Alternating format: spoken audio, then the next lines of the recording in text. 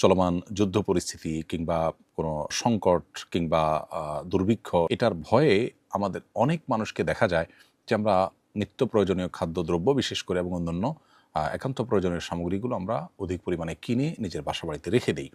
Commercial উদ্দেশ্যে বা বাণিজ্যিক উদ্দেশ্যে যেরকম রাখার নজির আছে, আমাদের ব্যক্তিগত প্রয়োজনে আমরা অনেকে এটি রেখে দিই। সংকটময় পরিস্থিতিতে খাদ্যদ্রব্য এবং অন্যান্য নিত্য প্রয়োজনীয় পণ্য সামগ্রী অধিক পরিমাণে কিনে রাখার শরীয়ী বিধান কি? খুবই গুরুত্বপূর্ণ একটি প্রশ্ন। প্রিয় দর্শক, এই প্রশ্ন উত্তরে বলতে চাই, খাদ্যদ্রব্য বা অন্যান্য পণ্য সামগ্রী কেউ যদি অধিক পরিমাণে কিনে রাখেন এবং পরবর্তীতে যখন এর দাম বেড়ে যাবে তখন বেশি প্রফিটে তিনি বিক্রি করেন, এটাকে বলা হয় এহতেকার বা মজুতকরণ। আর এর বিপরীতে নিজের বা নিজের পরিবারের জন্য জীবন ধারণ করবার বা ব্যবহার করবার জন্য যদি এই জাতীয় পণ্য সামগ্রী কেউ কিনে রাখেন বা জমা করে রাখেন, এটাকে বলা হয় ইদ্দেখার বা সঞ্চয় করা। শরিয়ার দৃষ্টিকোণ থেকে স্বাভাবিক অবস্থা যখন বিরাজ করে, অর্থাৎ কোনো দেশীয় বা বৈশ্বিক বড় কোনো সংকট নেই কিংবা যুদ্ধ পরিস্থিতিতে নেই এবং দুর্ভিক্ষ কিংবা দুর্ভিক্ষের ঘন ঘটা বা পদধ্বনি শোনা যাচ্ছে এমন কোনো পরিবেশ পরিস্থিতি নেই, এরকম স্বাভাবিক অবস্থায় কেউ যদি কোনো পণ্য কিনে রাখেন যে এটা যখন দাম বাড়বে তখন আমি বিক্রি করব, তো শরিয়ার দৃষ্টিকোণ থেকে এটি নিষিদ্ধ নয়। ঠিক একইভাবে নিজের বা নিজের পরিবারের ভরণ পোষণের জন্য যদি খাদ্যদ্রব্য বা অন্যান্য পণ্য সামগ্রী কেউ সঞ্চয় করে রাখেন, তো শরিয়ার দৃষ্টিকোণ থেকে সেটাও নিষিদ্ধ কিংবা নাজায়েজ নয় স্বাভাবিক অবস্থায়। আমাদের দেশে আলু, পেঁয়াজ, রসুন এ জাতীয় অনেক ফসল আছে যে ফসল সারা বছর জুড়ে হয় না, বরং নির্দিষ্ট সময়ে হয় এবং এত অধিক পরিমাণে হয় যে এটা ওই সময়ে সারা দেশে মানুষ খেয়ে শেষ করতে পারেন না। ফলশ্রুতিতে এই ফসলের একটা অংশ বরং রেখে দিতে হয়, মজুত করতে হয় এবং যে সময় ফসল হয় না তখন এটি মানুষের মধ্যে সরবরাহ করতে হয়। নবী করিম সাল্লাল্লাহু আলাইহি ওয়াসাল্লাম তার পরিবারের জন্য এক বছরের খাদ্যশস্য একসাথে দিয়ে দিতেন। অতএব এখান থেকে বোঝা গেল যে খাদ্যশস্য পরিবারের জন্য ব্যবহার্য যে সমস্ত নিত্য প্রয়োজনীয় পণ্য সামগ্রী এগুলো রেখে দেওয়া বা সঞ্চয় করাটাও নিষিদ্ধ নয়। অনেক উলামা ইকরাম অবশ্য নবী সাল্লাল্লাহু আলাইহি ওয়াসাল্লামের এক বছরের খাদ্য সামগ্রী দেওয়ার এই হাদিসের আলোকে এক বছরের বেশি সময়ের জন্য সেটি সঞ্চয় করে রাখাটাকে নিষিদ্ধ বা মাকরুহ মনে করেন, যদিও হাদিসে পরিষ্কারভাবে এক বছরের বেশি রাখা নিষিদ্ধ সেরকম কোনো কথা বর্ণিত হয়নি। এবার আসা যাক, সংকটকালীন সময়ে আমরা যদি এমনটি করি, বিশেষ করে চলমান যুদ্ধ পরিস্থিতি কিংবা কোনো সংকট কিংবা দুর্ভিক্ষ এটার ভয়ে আমাদের অনেক মানুষকে দেখা যায় যে আমরা নিত্য প্রয়োজনীয় খাদ্যদ্রব্য বিশেষ করে এবং অন্যান্য একান্ত প্রয়োজনীয় সামগ্রীগুলো আমরা অধিক পরিমাণে কিনে নিজের বাসা বাড়িতে রেখে দিই। কমার্শিয়াল উদ্দেশ্যে বা বাণিজ্যিক উদ্দেশ্যে যেরকম রাখার নজির আছে, আমাদের ব্যক্তিগত প্রয়োজনে আমরা অনেকে এটি রেখে দিই। এই ব্যাপারে শরিয়ার দৃষ্টিকোণ হলো, এর ফলে যদি মানুষের ক্ষতির কোনো শঙ্কা থাকে বা মানুষের কষ্টের কোনো কারণ হয় তাহলে সেটি কিন্তু জায়েজ নয়। এমনকি স্বাভাবিক অবস্থাতেও যদি মানুষের ক্ষতি হতে পারে, এই পর্যায়ে যদি কেউ সঞ্চয় করেন কিংবা মজুতদারি করেন তাহলে সেটাকে শরিয়া অনুমোদন করে না।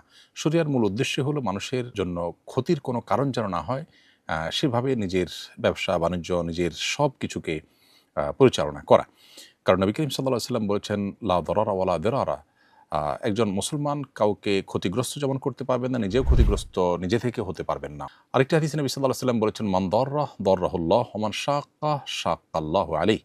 অর্থাৎ যে ব্যক্তি কারোর ক্ষতি সাধন করবে, আল্লাহ রাব্বুল আলামিন তার জন্য ক্ষতি সাধন করার ফয়সালা করবেন। কেউ যদি কারোর কষ্টের কারণ হয়, আল্লাহ তাআলা তার জন্য কষ্টকে অবধারিত করে দিবেন। এজন্য একজন মুসলমান কখনো এমন কিছু করতে পারে না যা অন্যের কষ্টের কারণ হতে পারে। এখন সংকটকালীন সময়ে যদি আপনি যে কোনো পণ্য, খাদ্য, দ্রব্য ইত্যাদি আপনি মজুত করে রাখেন, তাহলে আপনি জানেন যে কয়েকদিনের মধ্যে বা অল্প সময়ের মধ্যে বা কিছু সময় পর মানুষ যখন সংকটে পড়বে, জিনিস থাকবে না, বাজারে পাওয়া যাবে না, তখন আপনি এটার দাম বাড়িয়ে বিক্রি করবেন।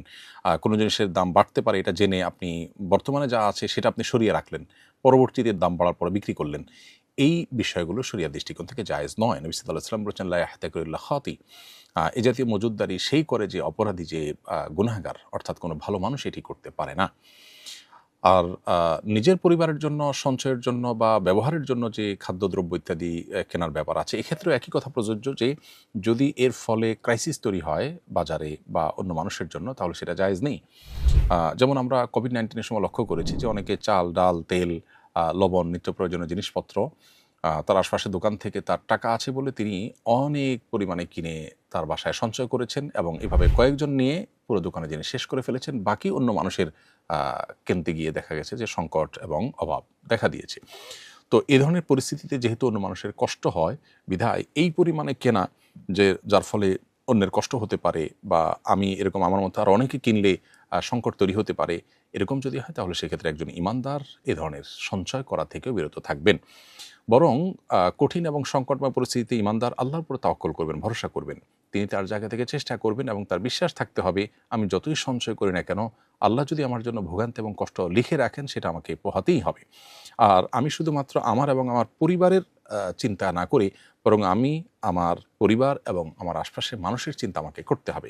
এটাই হলো দ্বীনের শিক্ষা, এটাই হলো ইসলামী মূল্যবোধ, এবং এটাই হলো আল্লাহ রাব্বুল আলামিন আমাদেরকে যে দিন দিয়েছেন সেই দিনের সৌন্দর্য। বিধায় সেই জিনিসটি আমাদের চর্চা করতে হবে, এবং অধিক মুনাফার উদ্দেশ্যে মজুতদারি করা, সংকট তৈরি করা এবং অধিক মুনাফার জন্য অবৈধভাবে মজুতদারি করা, এটা যেমন একজন মুসলমানের জন্য সাজে না, ঠিক তেমনিভাবে নিজের এবং নিজের পরিবারকে বাঁচাবার জন্য অধিক পরিমাণে সঞ্চয় করে বাজারে সংকট তৈরি করা, বা অনেক মানুষ সঞ্চয় করলে সংকট তৈরি হতে পারে সেরকম পরিস্থিতির সৃষ্টি করা, এটা কোনো ইমানদারের জন্য জায়েজ নয়।